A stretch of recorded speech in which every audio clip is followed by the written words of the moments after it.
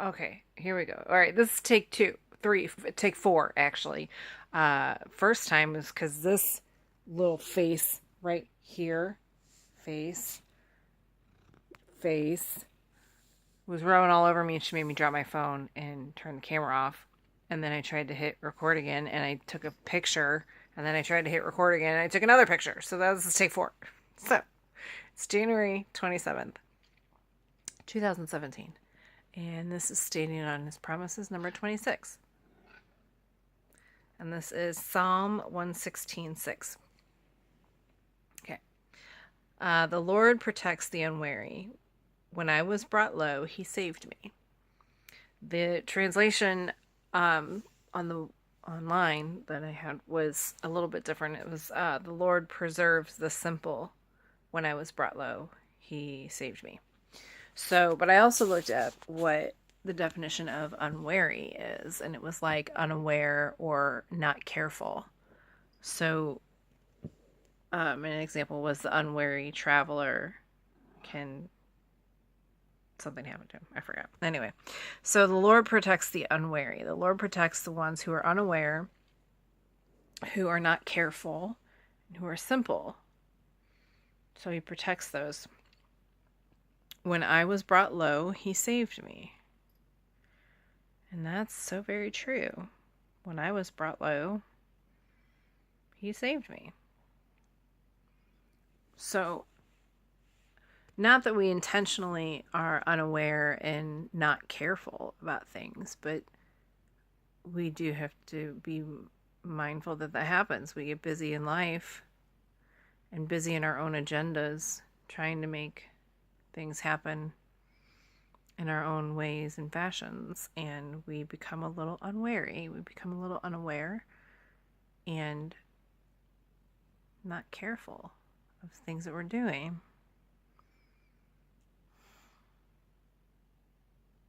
You know, I have to be a little honest at the moment. I'm kind of at a I wonder if I'm being unwary. I wonder if I'm being unaware and not careful. I feel like I'm being careful. Maybe not aware, though. I don't know. I'm just not. I feel like I'm missing something with the potential growth of Tiger Lily. Like, I hate that funding is the big elephant in the room because it distracts me from the main mission when there's like no money. And I'm tired of that being the same story over and over and over and over and over. Like, I'm like, what do I have to do to change that scenario? What am I not doing completely or properly or at all? Like, what am I missing? God, give me that wisdom to know. Tell me what it is that I need to be doing. What is it? I need to do the things that I don't want to do. Right?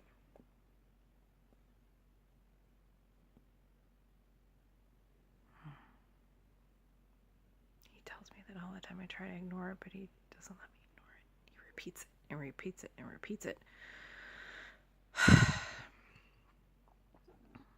I need to do the things that I don't particularly want to do. But I have to do them because it's really just me. So until I have a team of people, I can't act like I'm above doing something. I gotta do it all. So suck it up, buttercup. So the Lord protects the unwary. When I was brought low, he saved me. Thank God he saved me.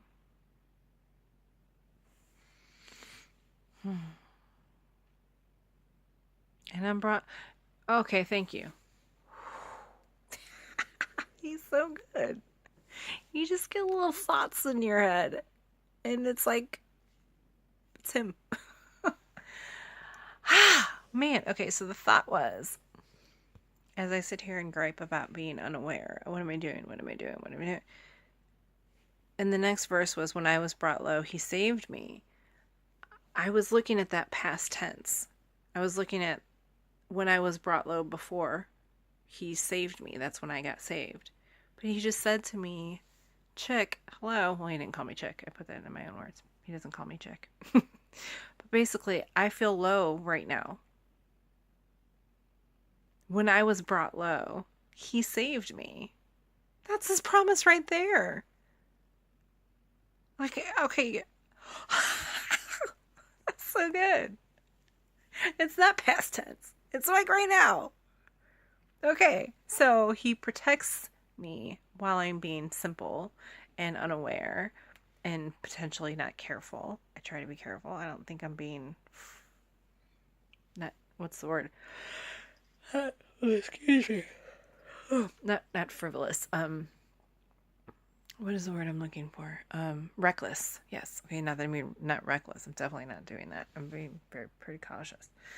But okay, so the Lord protects me when I'm unaware, and when I was brought low, he saved me. He's gonna save me. He saves me all the time. I need to stop freaking out because he saves me every time. When I finally, thank you, God. Oh my goodness. Thank you. When I finally surrender that worry to him, God, I give it to you. Okay, so what am I believing? I was at service again tonight, and one of the things was, what am I believing God for? And I need to write it down. I need to write down the list of everything that I'm believing God for. I challenge you to do that if there is any you watching right now, because nobody really ever watches these anyway. So if anybody happens to watch this, I dare you. I challenge you. Write down everything that you're believing God for. You know, I'm believing God for a lot of wonderful things. I'm going to write them down. I'm going to look at them every day. I have one of my, I call it the Barbie Dream House. It's this little makeshift model of the home that Vincent and I are going to have. We built it out of cardboard. It's our container home. If you build it, he will bring it.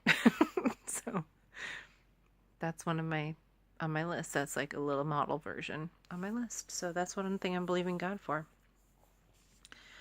But the pastor said tonight, you need to learn how to live large. Our God is gigantic. Why do we always limit ourselves? Why do we limit his abilities? Why do we act like we're not good enough for our Father to shower us with love? And things we need and the things we want. You know, I wish for my son, not that I would spoil him rotten, because I don't believe in doing that, but I want him to have the things he wants, because it's nice to get the things that you want. I don't want him to just have the things he needs, because that's just surviving. That's just getting by. I want him to have some of the things he wants. He's got to work for them, you know. But some of the things I just want to be able to give him to him, just because he's a darn good kid and he works good with his schoolwork and he's doing good in school, you know. I just want to be able to give him what he wants, because he did some good stuff, you know. Other things I want to teach him, you got to work for it. But yeah, we got to learn how to live large. And one way to live large is to really wrap our brains around these promises. If we can, I need to go back and listen to some of these. I really do. Maybe I'm going to put all these down on one big chart. And just read them and read them and read them. Wrap my brain around his promises. He's full of promises. He's full of love and he's full of goodness. There's nothing, not a single bit of lack in him. So why do I have such an issue with that? Why can't I get past that? I don't know. You know, but I know that my job, I will call it, it's not a job because it's not work, but my calling and my gift that he gives me is I have the ability to inspire people. Because isn't that something? I believe anybody can accomplish anything they want. I really do. And I always said that I have the mentality of don't ever tell me no, because I'll find 20 ways that it'll be yes, and it'll, you know, knock your socks off when I do it. But, and I believe that's true. Don't ever tell me no, because I will find a way to do it. maybe somebody needs to just tell me that you'll never be a millionaire. I'll be like, oh yeah, let me show you like a million ways I can do it. Can somebody please tell me that? Oh, you're not gonna be a millionaire. You can't do it. I'll be like, oh, you really want to think so? You want to watch me do it? Maybe I just need to pretend. No, you know what? Somebody is telling me that. You know who that is? A flippin' enemy. Little jerk face guy. I give him too much credit. The Lord protects the unaware, the unwary. When I was brought low, he saved me. See, now look, it's this new fire inside of me. For a minute, I was like, I'm down and out, but now, he just told me his promise. He saved me.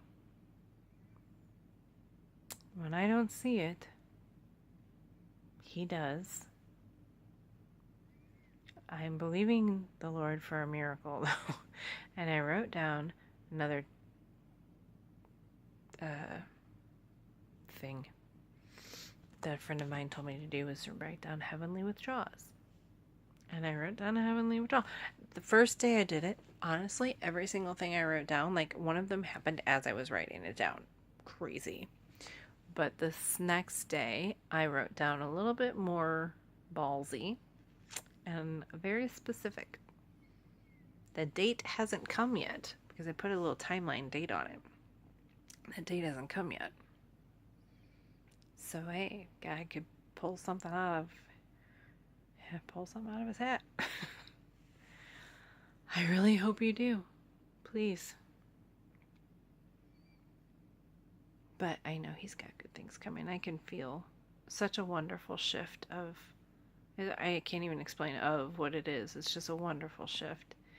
And it's progress is what it is. And it's steady, measurable progress, which is great.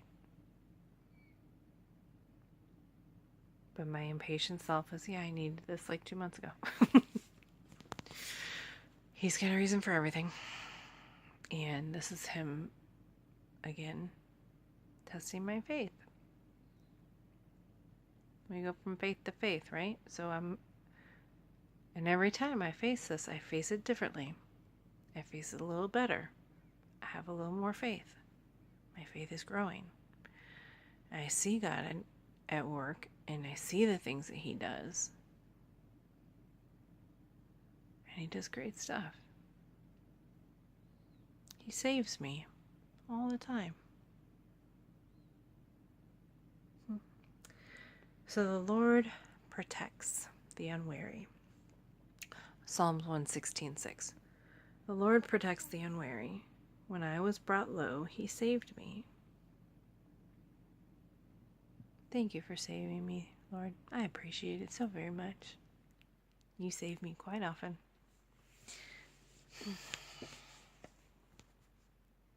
Yeah. Tomorrow's another day. Another day to make life happen the best way we can. So, I shall think before I speak. I forgot the acronym. Let's see. Think. I think T was think. Does it help? Is it inspiring? Is it necessary? And is it kind?